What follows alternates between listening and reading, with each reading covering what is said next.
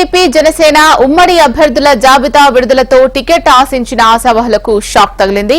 TDP Janasena ప్రకటించిన రెండో జాబితాలో విశాఖ నుంచి భీమిలి సీటు ప్రకటించలేదు. దీంతో భీమిలి నియోజకవర్గ అసెంబ్లీ టికెట్ కు భారీ డిమాండ్ ఏర్పడింది అనే ప్రచారం జరుగుతోంది.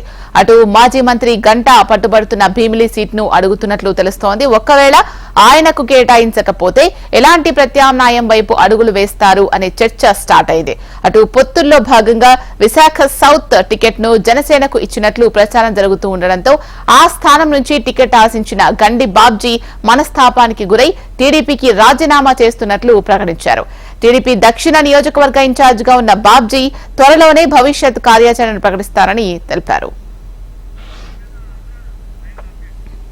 దీనికి సంబంధించి మరిన్ని అప్డేట్స్ మా ప్రతినిధి అనురాధ అందిస్తారు. అనురాధ, చెప్పండి, భీమిలికి సంబంధించి ఇంకా ఎటువంటి క్లారిటీ ఇవ్వలేదు. అలాగే గండి బాబ్జీ రాజీనామా చేసినట్టుగా తెలుస్తోంది. ప్రస్తుతం విశాఖపట్నంలో పొలిటికల్ గా చూసుకుంటే గనక చాలా సమీకరణాలు మారుతూ ఉన్నాయి. ముఖ్యంగా భీమిలి సీటుని మొదటి నుంచి కూడా గంటా శ్రీనివాసరావు ఆశిస్తున్నట్లుగా అధిష్టానం ముందు ఆయన ప్రతిపాదన పెట్టడం జరిగింది. కానీ గంటాని చీపురుపల్లి పంపించాలి అన్నట్లుగా బొత్స మీద అతన్ని పోటీ చేయించాలి, కాపు కీలక నేత కాబట్టి ఆ విధంగా బొత్స వాళ్ళకి బ్రేక్స్ వేసే అవకాశం ఉంటుంది అన్నది పార్టీ అధిష్టానం భావించింది. అదే ఈ రోజు స్పష్టత ఇస్తూ అక్కడి నుంచి పోటీ చేసేందుకే సుముఖంగా ఉండాలి అనేది గంటాకు ఒక స్పష్టత పార్టీ నుంచి ఇచ్చేసింది. భీమిలి సీట్ని అయితే అనౌన్స్ చేయలేదు.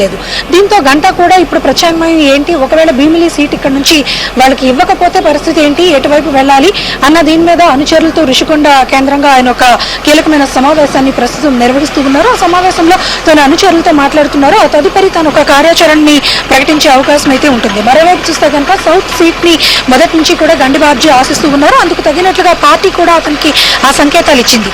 దానికోసం ఆయన చాలా వర్క్ చేస్తున్నారు. కానీ ఇప్పుడు పొత్తుల్లో భాగంగా జనసేనకి ఆ సీటు వంశీకృష్ణ యాదవ్ కేటాయిస్తున్నారు అన్న ప్రచారం జరుగుతూ ఉండడంతో పూర్తి స్థాయిలో ఒక స్పష్టత వచ్చే అవకాశం ఉంది అని తేలడంతో గండి బాబ్జీ మనస్తాపానికి గురై ఆయన కూడా రాజీనామా చేస్తున్నట్లుగా ఒక ప్రకటన చేసి వెళ్లారు. మరోవైపు చూస్తే కనుక అక్కడ ఎలమంచిలో కూడా ఎలమంచిలి సీట్ ని జనసేనకి కేటాయిస్తున్నారు సుందరపు విజయ్ కుమార్ అని చెప్పడంతో అక్కడి టీడీపీ నేత ప్రగాఢ నాగేశ్వరరావు కూడా తను రాజీనామాకి సిద్ధపడుతున్నట్లుగా ప్రస్తుతం అక్కడ కేడర్ నుంచి ఒక సంకేతాన్ని అయితే పంపించడం జరిగింది. మరోవైపు ఉత్తరాంధ్రలో చాలా కీలకమైన సీనియర్ పొలిటీషియన్ అయిన బండారు సత్యనారాయణ కూడా ఇక్కడ పెందుర్తి సీట్ కన్ఫర్మ్ కాకపోవడంతో ఆయన కూడా మనస్తాపంతో ఉండి ఆయన కూడా ఇప్పుడు పార్టీ తన కార్యకర్తలతో సమావేశాలను నిర్వహిస్తూ ఉన్నారు. ఆ తదుపరి ఏదైనా కీలకమైన నిర్ణయం తీసుకునే అవకాశం ఉంది అన్నది ప్రస్తుతం మనకు తెలుస్తుంది. అయితే గతంలో చూసుకుంటే కనుక అక్కడ మనకి పశ్చిమంలో కూడా పాసర్ల ప్రసాద్ అన్న ఒక టీడీపీ సీనియర్ నేత ఆయన కూడా ఇప్పటికే రాజీనామా చేసి కాంగ్రెస్ పార్టీకి వెళ్ళడం జరిగింది.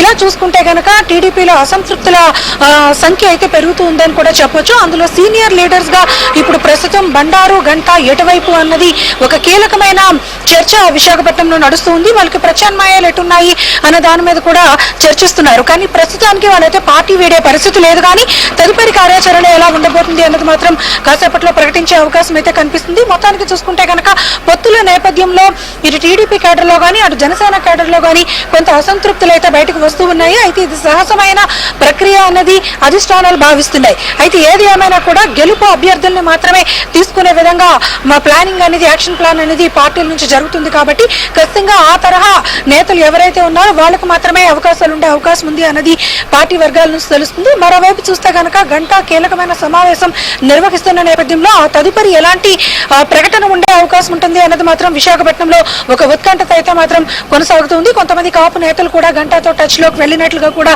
తెలుస్తూ ఉంది. ఈ నేపథ్యంలో ఎలాంటి పరిణామాలు రాజకీయంగా ఉంటాయి అన్నది ప్రస్తుతం విశాఖపట్నంలో ఒక చర్చ హాట్ టాపిక్ గా నడుస్తూ ఉంది. మరోవైపు బండారు నిర్ణయం మీద కూడా అక్కడ అభ్యర్థి అంటే జనసేన నుంచి పంచకర్ల రమేష్ బాబుకి అక్కడ ఉండే అవకాశం ఉంది అనేది స్పష్టత వచ్చింది. కాబట్టి అతనికి ఎలాంటి సపోర్ట్ ఉంటుంది లేదా బండారు ఎలాంటి నిర్ణయం తీసుకుంటారన్న దాని మీద కూడా ఒక విస్తృతమైన చర్చ అయితే ఇక్కడ పొలిటికల్ సర్కిల్లో నడుస్తుంది. మొత్తానికి చూసుకుంటే కనుక విశాఖపట్నం మొత్తం టీడీపీ సెకండ్ లిస్ట్ లో వచ్చిన పేర్లు తదుపరి రావాల్సిన ఆశావాహుల పేర్ల మీద మొత్తం ఇదంతా కూడా ఒక కీలకమైన చర్చకి దారితీస్తుందనే చెప్పాలి. ఈ నేపథ్యంలో ఎలాంటి నిర్ణయాలు విశాఖ వేదికగా వస్తాయి, అది పార్టీకి ఎలాంటి మైలేజెస్ ఇస్తుంది అన్న దాని మీద మాత్రం ఒక విస్తృతమైన చర్చ పొలిటికల్ సర్కిల్లో నడుస్తుందని చెప్పొచ్చు.